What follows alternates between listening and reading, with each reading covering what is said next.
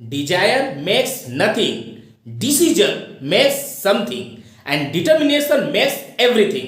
Hello and welcome guide, मैं विश्वकर्मा आज आपके लिए लेकर के आया हूं क्लास 9th इंग्लिश बिहाइव के अंतर्गत the sound of music written by Deborah Cowley. Friends, the sound of music के अंतर्गत हम दो पार्ट स्टडी करेंगे। पार्ट 1 में एवलिन ग्लेनी के बारे में और पार्ट 2 में बिस्मिल्लाह खां के बारे में हम स्टडी करेंगे। तो आइए फ्रेंड्स, आपका ज्यादा समय न लेते हुए आज का वीडियो स्टार्ट करते हैं। देखते हैं फ्रेंड्स पार्ट 1 के बारे में। Evelyn Glennie listens to sound without hearing it, मतलब बिना सुने उसको आवाज सुनाई दे देता है। What is the secret of this? Friend, इस समरी को पढ़ने के पश्चात ये सब कुछ क्लियर हो जाएगा कि what is the secret associate in this matter that without hearing sound she lessons the sound. What is the secret? ऐसी बात जो डाइजेस्ट नहीं हो रही है, आखिर कैसे? तो आइए फ्रेंड्स देखते हैं स्कॉटलैंड की रहने वाली एवलिन ग्लेनी के बारे में। देखते हैं friends, one by one, stanza by stanza मैं इसको एक्सप्लेन करता हूं और एलाबोरेट करते हुए आपको समझाने की कोशिश करता हूं। आइए देखते हैं फ्रेंड्स, पहली हेडिंग देखिए फ्रेंड्स, एवलिन, जिसका पूरा नाम क्या है? Evelyn Glenny. हम बार बार एवलिन शब्द यूज करेंगे, पूरा नाम नहीं यूज करेंगे। Evelyn Glenny, okay friend. Evelyn a great artist, एक महान जो है कलाकार, इसके बारे में देखते हैं। Evelyn Glenny is a multi percussionist. Multi percussionist का मतलब क्या होता है फ्रेंड्स? परकशनिस्ट मतलब ये होता है जो म्यूजिकल इंस्ट्रूमेंट में दक्ष हो और अनेकों प्रकार के म्यूजिकल इंस्ट्रूमेंट को बजाने में, है ना, प्लेइंग करने में जो दक्ष होगा उसको क्या बोलते हैं? Multi percussionist. ओके फ्रेंड, तो एवलिन ग्लेनी क्या थी? मल्टी परकशनिस्ट थी। She can play about 1000 musical instruments. इस वजह से इसको मल्टी परकशनिस्ट बोला गया, क्योंकि फ्रेंड 1000, लगभग 1000 म्यूजिकल इंस्ट्रूमेंट को प्ले कर सकते थे, है ना। कान नहीं था, सी वाज डीप, लेकिन म्यूजिकल इंस्ट्रूमेंट नियर अबाउट 1000 वो प्ले कर सकती थी। आइए देखते हैं friends. But she is profoundly deaf, वह क्या थी? पूरी तरह से डीप थी, बहरी थी, उसको सुनाई नहीं देता था, पूरी तरह से डीप थी। She has worked hard to achieve this, और इस अचीवमेंट को पाने के लिए 1000 म्यूजिकल इंस्ट्रूमेंट को प्ले करने के लिए उसने क्या किया? बहुत ही हार्ड वर्क किया। After reading this summary, after reading this chapter, it will be more clear. आई देखते हैं फ्रेंड्स, लॉस ऑफ हियरिंग, उसकी सुनने की जो कैपेसिटी थी उसको लॉस कैसे हो गया? आइए देखते हैं friends. When she was 8 year old, school girl, मतलब जब वो 8 साल की बच्ची थी, स्कूल जाने वाली बच्ची थी, 8 years की। Her mother noticed that she was becoming deaf, तो उसकी मां ने गौर किया कि उसके सुनने की शक्ति क्या हो रही है? धीरे धीरे लॉस होती चली जा रही है ना। मैं मतलब उसकी मां सोची कि मैं आवाज दे रही हूं और कोई भी आवाज दे रहा है तो ये सुन नहीं रही है, इसके सुनने की शक्ति क्या हो रही है? धीरे धीरे लॉस हो रही है। कब एहसास हुआ उसकी मां को, या उसकी मां ने कब नोटिस किया? 8 साल की उम्र में। आगे देखते हैं friends, the loss of hearing had been gradual, और उसकी सुनने की जो क्षमता थी वो धीरे धीरे क्या हो रही थी? कम होती चली जा रही थी, दिन प्रतिदिन कम होती चली जा रही थी। मतलब she was losing her hearing capacity. आगे देखते हैं friends, and Evelyn had managed to hide it from all others, और एवलिन को भी ऐसा एहसास हो गया कि मैं अपनी हियरिंग कैपेसिटी को क्या कर रही है? लॉस कर रही हूं। तो लोगों को न पता चलने पाए तो वह क्या करती थी? ज्यादा से ज्यादा इस अपनी इन एलिजिबिलिटी को छुपाने की कोशिश कर रही थी, लॉस ऑफ हियरिंग को छुपाने की कोशिश कर रही थी, हाइड करने की कोशिश कर रही थी। At last she was taken to a specialist when she was 11, और जब वो 11 years की हुई, मतलब आफ्टर 3 years, 8 साल में उसकी लॉस ऑफ हियरिंग डाउन होना चालू हो गई थी। तो उसकी माँ अंततः क्या की, जब वो 11 साल की हो गई, आफ्टर 3 years, है ना, कान की स्पेशलिस्ट के पास ले जाकर उसका चेकअप कराई।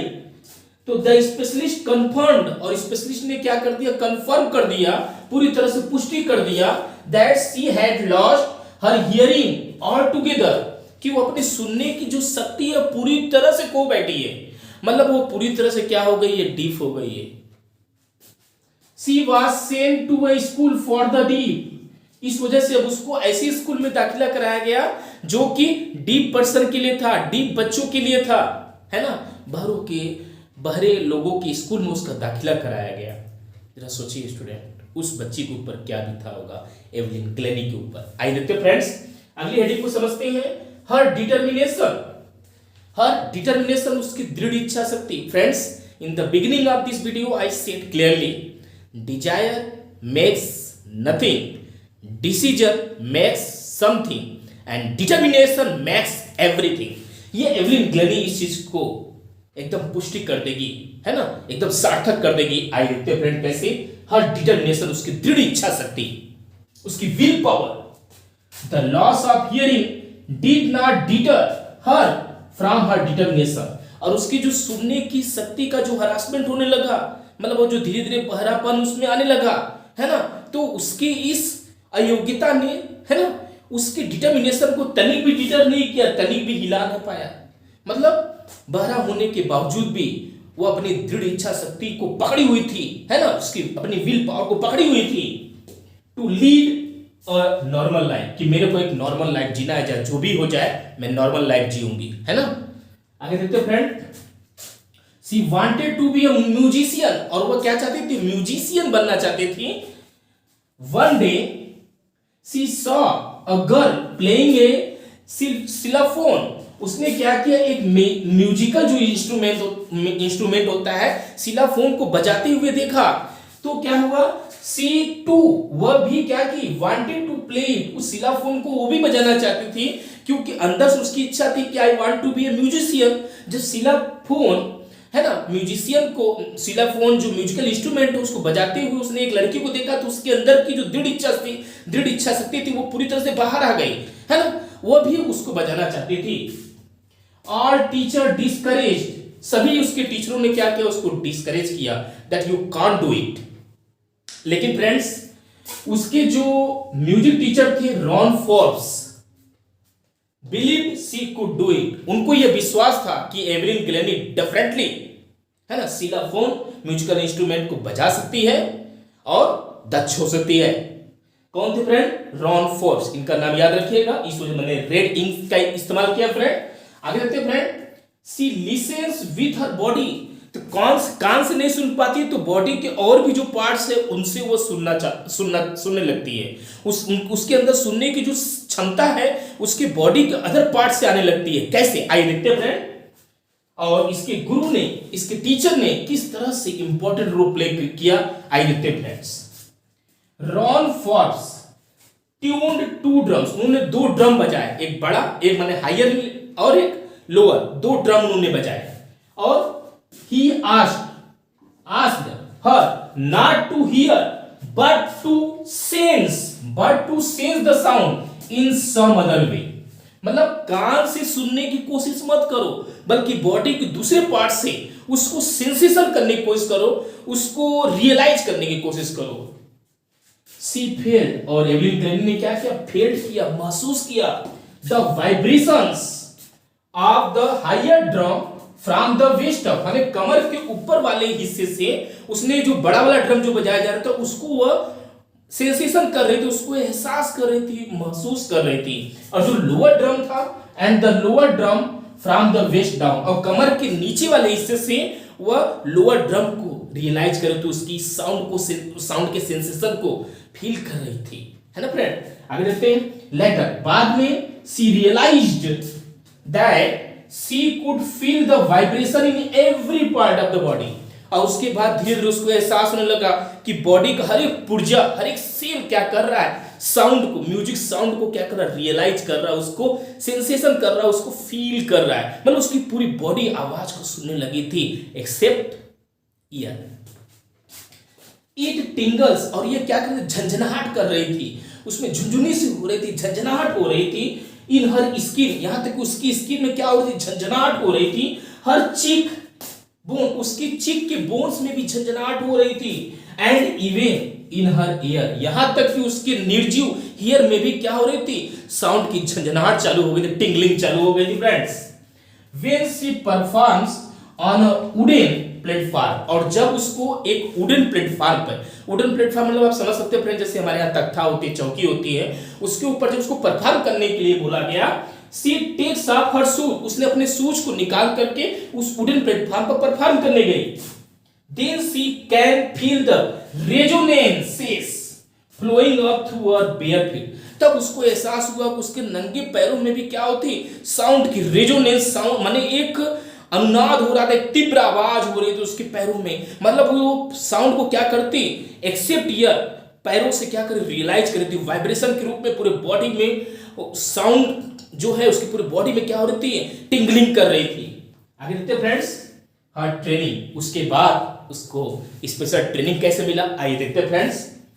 एवलिन वेंट टू प्रेस्टिजियस, उसके बाद उसके जो गुरु थे रॉन फॉर्ब्स, उनकी अध्यक्षता में वह कहां गई, प्रेस्टिजियस ख्याति प्राप्त popular royal academy of music in London, London में रॉयल एकेडमी ऑफ म्यूजिक में गई दाखिला लेने के लिए। तो आप जानते हैं फ्रेंड, वहां पे एडमिशन लेने के लिए क्या करना पड़ेगा, एंट्रेंस क्रैक करना पड़ेगा। एंट्रेंस मतलब यहाँ पर ऑडिशन देना पड़ेगा, क्या देना पड़ेगा फ्रेंड्स, ऑडिशन देना पड़ेगा। ऑडिशन के बेस पे ही क्या होगा, स्कोरिंग होगा, और उसके बाद ही दाखिला होगा इसमें, royal academy of music in London में। तो उसके बाद देखिए friend, she was about 17 years old at that time, और जब वह royal academy of music in London में है ना, जब क्या गई ऑडिशन देने की गई, तो उस समय उसकी उम्र कितनी थी, 17 years थी। देखिए friend, for the academy and scored one of the highest grade, और royal academy of music in London में जितने लोग आए थे ऑडिशन देने के लिए, उसमें वो सबसे ज्यादा स्कोर की। At the time, at the end of 3-year course, और वहां पर कितने म्यूजिक सिखाने का जो ट्रेनिंग देने का जो ड्यूरेशन था, टेन्योर था, वो कितना था, 3 साल था। तो 3 सालों तक वहां पर वह क्या की, ट्रेनिंग ली। और आगे की बताया जा रहा friends, she had captured most of the top awards, और वहां पर रॉयल एकेडमी ऑफ म्यूजिक में रह करके उसने दुनिया के टॉप अवार्ड को अचीव किया। मींस 17 से 30 इयर्स के बीच, 17 से 20 इयर्स के बीच में उसने top award of music achieve किया, है ना friends. She had moved from orchestral work to solo performance, अब उसको जो है क्या किया, वो मूव कर गई थी, मतलब इतना ज्यादा वो पॉपुलर हो गई थी, इतना ज्यादा रिवार्डेड हो गई थी कि अब ऑर्केस्ट्रल वर्क नहीं करती थी, लोगों के साथ मिल करके ऑर्केस्ट्रा वाला परफॉर्म नहीं कर रही थी, बल्कि अपना पर्सनली अपना इंडिविजुअल परफॉर्मेंस कर रही थी, जिसको सोलो परफॉर्मेंस बोला जाता है। सोलो परफॉर्मेंस करती थी, अकेले करती थी फ्रेंड्स। अब आगे देखते हैं हर अचीवमेंट्स, उसकी उपलब्धियां। Now Evelyn is a multi percussionist, अब एवलिन जो है after training, after getting many awards, क्या बन गई थी, मल्टी परकशनिस्ट हो गई थी, है ना, multi talented in music field हो गई थी, है ना friends. She has mastery of about 1000 instrument, और उसको 1000 म्यूजिकल इंस्ट्रूमेंट बजाने की मास्टरी हासिल हो गई थी। सी इज वेरी पॉपुलर आर्टिस्ट, और वह बहुत ही पॉपुलर आर्टिस्ट बन गई थी, and is invited for performance all over the world, और दुनिया के हर एक हिस्से से उसको परफॉर्म करने के लिए, है ना, बुलाया जाता था, कॉल किया जाता था। And in 1991 she presented with the Royal Philharmonic Society's prestigious soloist of the year, और 1991 में उसको क्या बताया, उसको क्या अवार्ड किया गया, सोलोइस्ट ऑफ द ईयर का अवार्ड मिला, है ना। कहां से मिला, बाय रॉयल फिलहार्मोनिक सोसाइटी द्वारा उसको सोलोइस्ट ऑफ द ईयर का अवार्ड दिया गया, इससे इसको नवाजा गया, किसको, एवलिन ग्लेनी को। She has accomplished more than any other person of her age, मतलब अपनी उम्र के और बच्चों से वह कहीं ज्यादा उसने क्या किया है, अचीवमेंट अकॉम्प्लिश किया है, अचीवमेंट अचीव किया है। आई देखते हैं friends, of course she did not lose her speech, वह सुन तो नहीं सकती थी, ये कंफर्म है, लेकिन वह अच्छे से बोल पाती थी, मतलब she did not lose her speech and can speak fluently, और बहुत फ्लुएंटली बोल पाती थी।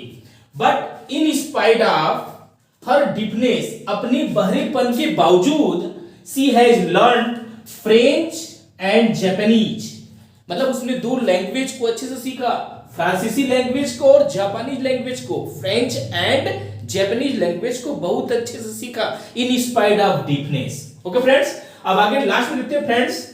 देखिए फ्रेंड, हर सर्विस उसकी सेवा भावना, मतलब देखिए खुद वह क्या थी, डिसेबल्ड थी, ये तो कंफर्म है, लेकिन वो नहीं चाहती थी कि मेरे जैसे और भी लोग जो है परेशान रहे। गॉड ने मेरे को जो एक स्ट्रांग विल पावर दिया है उसका मैं सेवा भावना में यूज कर सकूं, मानव के कल्याण में यूज कर सकूं। तो आइए देखते हैं friend. Evelyn works hard, Evelyn क्या करती है, कठिन परिश्रम करती है। She works harder than classical musician, जो क्लासिकल जो म्यूजिशियन जो पुराने है ना म्यूजिशियन से, उनकी अपेक्षा वह ज्यादा हार्ड वर्क करती है।